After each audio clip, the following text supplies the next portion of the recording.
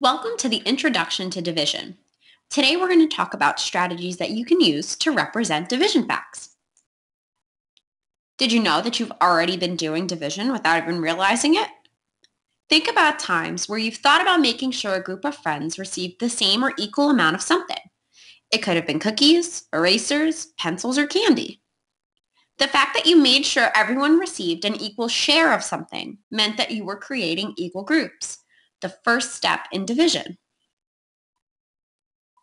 So today's goals are pretty simple. First thing we're going to discuss is what division means to you and the rest of the world. Then we're going to discuss ways to represent division situations, such as repeated subtraction and sharing. At the end, you'll practice and apply these skills by completing the practice page with your mentor and completing the It's All You real-world project by yourself. Let's get going. So let's think about it. Remember Mike? After a great day at the park with their new friends, Mike and the dogs came back home for some treats. Mike realized that he has a total of 10 treats left for the pups. How many dogs will eat treats, and how many treats are there in total?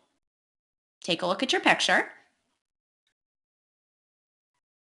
There's 2 dogs, and take a look at what we said. There's 10 treats in total. Mike wanted to make sure that each dog gets the same amount of treats, to be fair. He wanted to know how much each dog would get, so he handed them out one by one. We have 10 treats left, boys. 1, 1, 2, 2, 3, 3, 4, 4, 5, 5. The first dog got 5 treats, and the second dog got 5 treats. Mike was able to divide the treats between the 2 dogs equally. Each dog received 5 treats with no treats left over. So what's the big idea? For our purposes, division can only be done when you are able to divide a number equally. This means that each group must contain the same number of objects for it to work. Also, you can't have any left over. So if Mike had 10 treats, but more dogs or less dogs, he may not have been able to give out the treats equally. Our goal is to be fair. We want each dog to have an equal amount of treats, just like we want each group to have an equal number of objects as we move forward, with nothing left over. So what should division mean to you? In the word division, we can make out the beginning of a word that we already know. Divide, which means to split into smaller pieces. So when we say division, we mean the operation that allows a total number of objects to be split into smaller equal groups. We can represent division in 2 big ways. The first way is sharing, and the second way is repeated subtraction. Let's start off with sharing. We've been sharing since before we can even remember.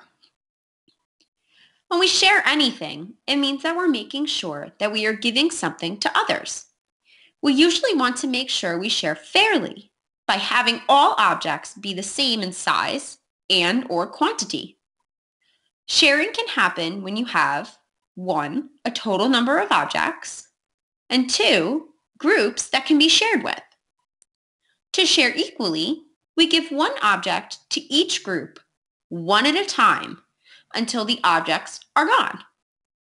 So if we were talking about the dogs, we were sharing out 4 treats with 2 dogs. 1 treat, 1 treat, 1 treat,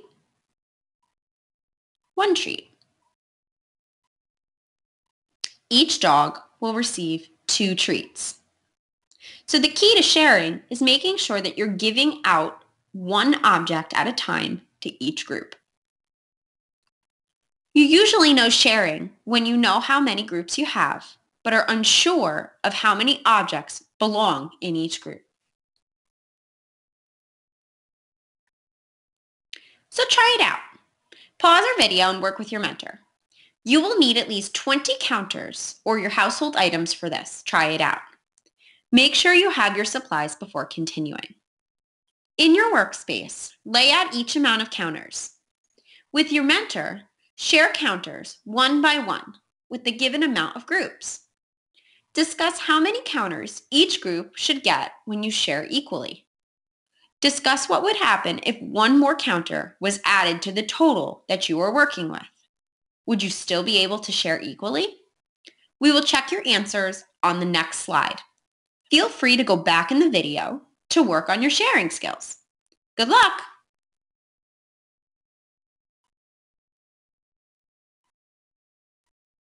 So let's check it out. How'd you do? For the 14 counters being shared with two groups, you should have 7 counters in each group. For 10 counters being shared with 5 groups, you should have ended up with 2 counters in each group. And with 18 counters sharing with 3 groups, you should have had 6 counters in each group.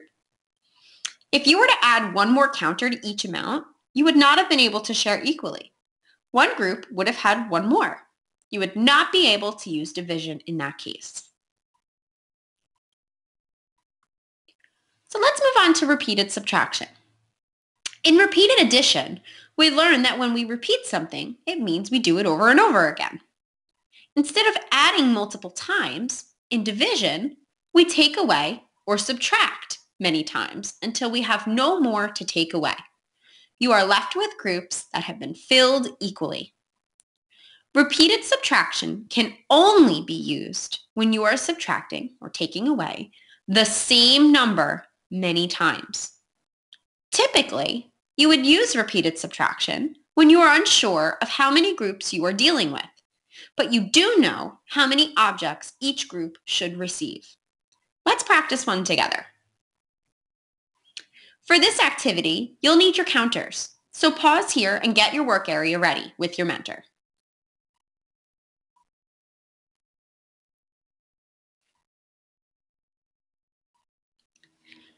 Mike is dog sitting for a friend's sister. He isn't sure how many dogs she has, but she did tell him that she left the exact amount of treats so that each dog would receive 3 treats. She left 9 treats. She wants me to hand them out so each pup gets 3 treats. I will know how many dogs she has by how many times I can make groups of 3. To figure out how many dogs the girl has, Mike will take away groups of 3 from 9 since each dog will receive 3 treats. Mike had 9 treats. He took away 3 for the first dog. 9 minus 3 equals 6. He still has 6 treats to hand out. Mike had 6 treats left. He took away 3 for the second dog. 6 minus 3 equals 3. He still has 3 treats to hand out. Mike had 3 treats left. He took away 3 for the second dog. 3 minus 3 equals 0. He is out of treats to hand out. Mike followed directions. He gave each dog 3 treats. He took a group of 3 away from the treats each time he wanted to represent one dog. At the end, he made 3 groups of 3 treats.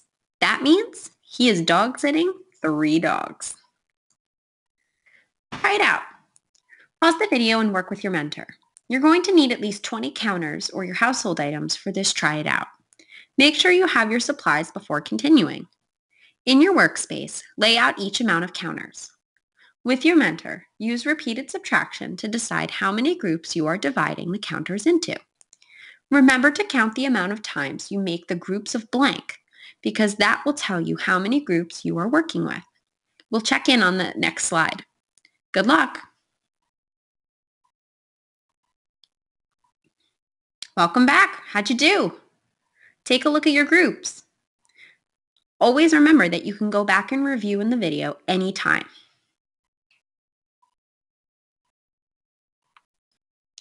So let's remember our division tips. We can represent division in two ways. One is sharing. Sharing means that we have a total number of objects and a total number of groups. We're looking for objects in each group, so we share out one object at a time into all of the groups.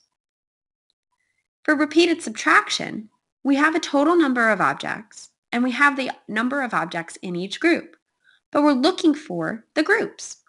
That means we're taking away groups of objects at a time and deciding how many times we had to do that. So let's apply it. Try it out. Pause the video and work with your mentor. Below, you will find division stories that can either use sharing or repeated subtraction to be solved. Using the sorting sheet found on the Concept for Student page, decide which story belongs in which category. You can write the number of the story in the correct category. With your mentor, discuss what clues you saw that told you that you should use sharing or repeated subtraction. We'll check your answers on the next slide. Feel free to go back in the video to review. Good luck!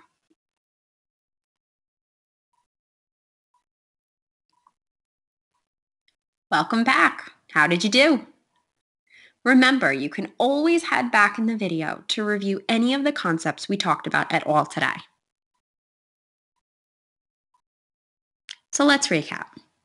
Today, we learned how to define division, and we learned two ways to represent division. That included sharing and repeated subtraction. We also talked about what situations are best for each representation, using clue words and deciding what we had and what we didn't have. So what's next? It's time for you to practice and apply. First thing you're going to do is practice with your mentor. Download the Concept for guided practice page. Complete the practice with your mentor. After you finish, click the guided practice answer key link on the Concept for Student page to review your answers. Your second step is going to be to complete the It's All You real-world project on your own. When you complete the project, you and your mentor will review the work using the real-world project rubric. It can be downloaded from the Project Tools page. Thanks for working so hard. Keep it up. I'm so proud of you, and I'll see you in Concept 5.